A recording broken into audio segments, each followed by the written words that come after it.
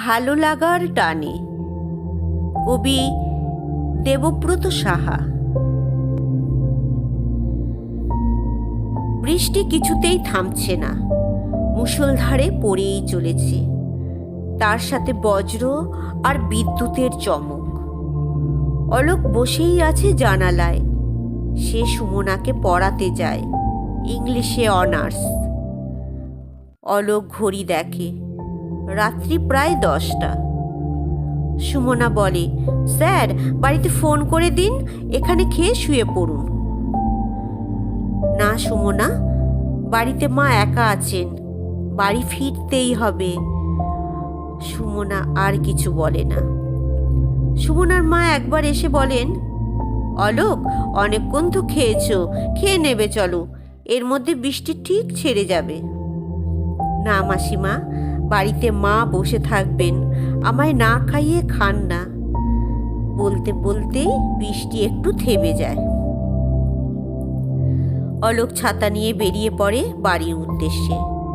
বাড়ি পৌঁছে দেখে মা তার জন্য দরজায় দাঁড়িয়ে অপেক্ষা করে পথের দিকে অনিমেষ দৃষ্টিতে চেয়ে আছেন।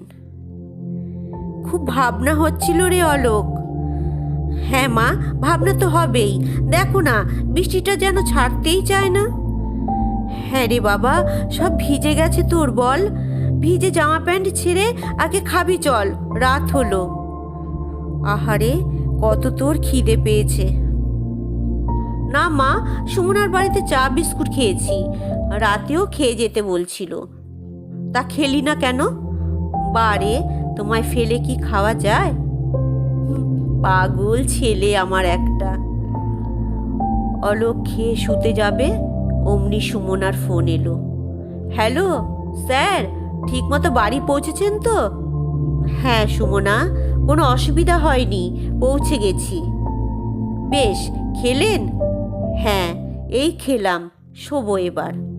ঠিক আছে বলে ফোনটা কেটে যায়। সত্যি সুমনা মেয়েটা খুব ভালো, ভীষণ মিশুকে। মাঝে মাঝে বেশ মজার মজার কথা বলে সে। অলোক সব সময় পড়াশোনা নিয়ে ব্যস্ত থাকে, মাঝে মাঝে চাকরির পরীক্ষাগুলো দেয়। সেদিন ছিল সোমবার। অলোক সুমনাকে পড়াতে এসেছে। কিছুক্ষণের মধ্যেই 1 প্লেট মিষ্টি, পায়েস আর কেক নিয়ে সুমনা অলোকের সামনে দাঁড়ায়। অলোক জিজ্ঞাসা করে, কি ব্যাপার, এত মিষ্টি কেক? শুভ জন্মদিন স্যার। কার, তোমার? না স্যার, আজ আপনার জন্মদিন তো। আমি ভুলিনি, আমার খাতায় নোট করা আছে। কৌতূহলী অলোক বলে, আমার জন্মদিন? হ্যাঁ স্যার, আপনার জন্মদিন। কিন্তু আমি জানলাম না শেষে কিনা তুমি। হ্যাঁ আমি। নিন তো, খেতে শুরু করুন, এসবই মায়ের হাতে বানানো। সত্যি পারো তুমি সুমনা, কি দরকার ছিল বলো তো এত আয়োজনের? স্যার আজ কিন্তু পড়াশোনা বাদ, একটু গান শুনবো, টিভি দেখব। বইটা খুলবে না? বেশ, তবে কিছু করার নেই, যেটা ভালো বোঝো করো। সুমনা টিভি লাগিয়ে দেয়। সুমনার মা আসতেই অলোক মাসিমাকে প্রণাম করে। মেসোমশাই কখন ফিরবেন মাসিমা? 10টার আগে ফিরতে পারেন না তো। কলকাতায় একটা শপিং মলে ম্যানেজার মোহনবাবু, অর্থাৎ সুমনার বাবা। বাবা মায়ের নমনীয় আদুরের একমাত্র মেয়ে সুমনা। বেশ সুন্দরীও বলা যায়। পড়াশোনায় বেশ ভালো, তবে একটু বদ মেজাজি, অল্পতেই রেগে যায়। এর জন্য মাসিমা অনেক বোঝান ওকে, বলেন মেয়েদের অনেক ধীর স্থির হতে হয়, কথায় কথায় এত রাগারাগি করলে চলে? কিছুদিন পর শ্বশুর বাড়ি যেতে হবে, মাথা সব সময় ঠান্ডা রাখতে হয়, বুঝলে? সুমনা বলে, হ্যাঁ বুঝলাম, কিন্তু আমার দ্বারা ওসব হবে না, বুঝলে মা? তাহলে শ্বশুর বাড়ি তো সকলকে মেজাজ দেখাবি তো? শুধু শুধু তো মেজাজ দেখাই না, বরের সাথে তাই করবি তো? সুমনা এবার একবার মায়ের দিকে তাকিয়ে ও স্যারের দিকে তাকিয়ে তাকিয়ে মুচকি হেসে চুপ করে যায়, কোনো উত্তর দেয় না। অলোকের চোখে চোখ পড়তেই হেসে ফেলে অলোক। সুমনাও হেসে ফেলে, বলে, দেখুন না, মায়ের যত সব সেকেলে কথা। অলোক বলে, না সুমনা, সেকেলে নয়, মা তো ঠিকই বলেছেন, একটু রাগটা কমাও, বুঝলে। অলোক চলে যায়। গতকাল রবিবার ছিল, অলোক আসেনি। আজ আবার এলো, হাতে একটা মিষ্টির প্যাকেট। ওটা মাসিমার হাতে দিয়ে একটা প্রণাম করে অলোক। মাসিমা বলেন, কি ব্যাপার, হঠাৎ মিষ্টির প্যাকেট, প্রণাম, ভালো কিছু খবর আছে নাকি? হ্যাঁ মাসিমা, আজ আমার চাকরির অ্যাপয়েন্টমেন্টের লেটার এসেছে, আগামী 18 তারিখে জয়েন করতে যাব। বাহ, দারুণ খবর তো। কোথায় হলো, কোন ডিপার্টমেন্ট? রেলে। কোথায় পোস্টিং? হাওড়ায়। খুব সুন্দর। কথাটা শুনে সুমনা বেশ লাফিয়ে ওঠে খুশিতে, বলে, এত বড় একটা খবর এতটুকু মিষ্টির প্যাকেটে কিন্তু হবে না স্যার।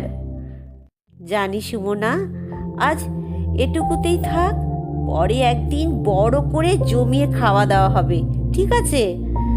তাই হবে স্যার। আপনি কবে যাবেন স্যার? আমাকে 17 তারিখে যেতে হবে। একদিন আগে যাওয়াই তো ভালো। একাই যাবেন? হ্যাঁ, এ সময় দোকা আর কোথায় পাবো, অজ্ঞতা একাই যেতে হবে। দোকা করে নিন না। তাই? তা এখন এত তাড়াতাড়ি দোকা কোথায় পাবো?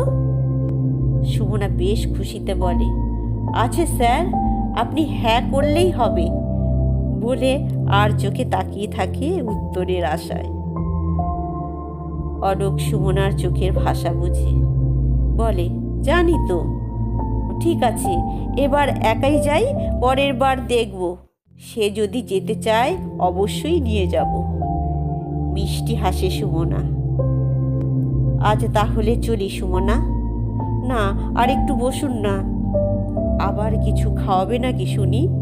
হ্যাঁ, একেবারে নতুন খাবার, যা আগে কোনো দিন খাননি। একেবারে নতুন? বলোই না শুনি। না, ওটি বলা যাবে না, সেদিনই দেখতে পাবেন। ও বেশ, অপেক্ষায় থাকলাম। ইতিমধ্যে মাসিমা ভেতরে ঢোকেন। অলোক উঠে বলে, আজ যাই মাসিমা। সে কি, যাই বলতে নেই বাবা, বলো আসি। অলোক বেরিয়ে যায়।